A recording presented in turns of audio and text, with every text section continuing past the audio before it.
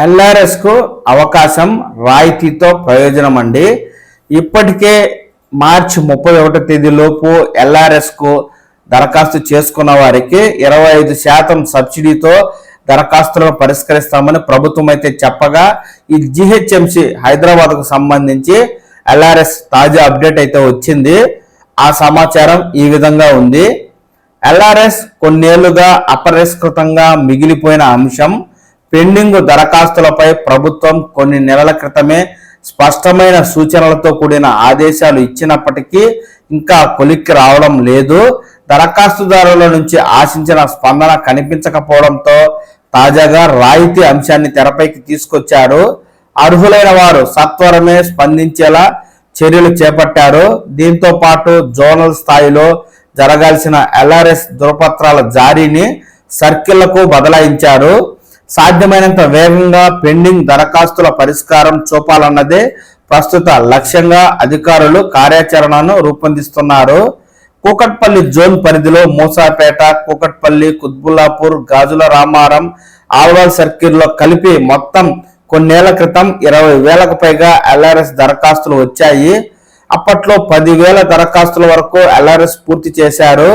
గడువు పలుమార్లు పొడిగించినప్పటికీ 10,000 దరఖాస్తుల వరకు పెండింగ్ లో ఉండిపోయాయి.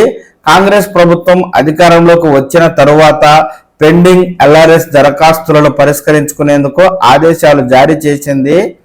ఈ దిశగా 4-5 నెలల క్రితమే జోనల్ స్థాయిలో పట్టణ ప్రణాళిక విభాగం అధికారులు కసరత్తు చేపట్టారు. పట్టణ ప్రణాళికతో పాటు నీటిపారుదల శాఖ, రెవెన్యూ శాఖ అధికారులు సంయుక్తంగా దరఖాస్తుదారుల స్థలాలను పరిశీలించేందుకు ఏర్పాట్లు చేశారు. ప్రభుత్వ విభాగాల సమన్వయ లోపం కారణంగా అది సాధ్యం కావడం లేదు. దీంతో దరఖాస్తులన్నీ పెండింగ్ లోనే ఉన్నాయి. ప్రభుత్వం దరఖాస్తుదారులకు రాయితీ అవకాశం కల్పిస్తూ ఇటీవల నిర్ణయం ప్రకటించింది. అందుకు జోనల్ స్థాయిలో హెల్ప్ డెస్క్లను ఏర్పాటు చేసింది. జోనల్ పరిధిలోని 5 సర్కిళ్లలో మొత్తం 10,000 దరఖాస్తులు పెండింగ్ లో ఉండడంతో ప్రస్తుతం 4,114 మందికి ఫీజు చెల్లించాలని దరఖాస్తుదారుల ఫోన్లకు సమాచారం పంపారు.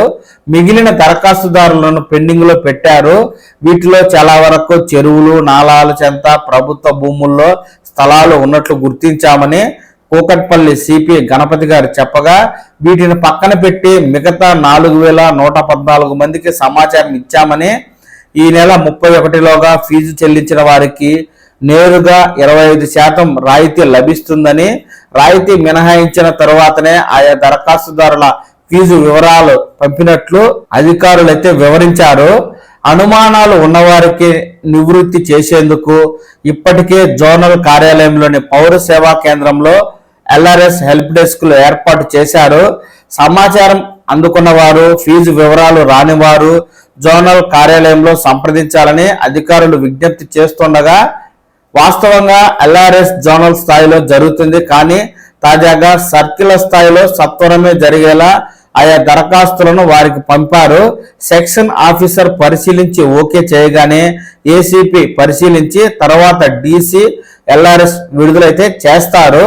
ఈ విధంగా మార్చి 31వ తేదీ వరకు ఎల్ఆర్ఎస్ రాయితీతో ప్రయోజనం పొందే అవకాశాన్ని ప్రభుత్వం కల్పిస్తూ ఉంది.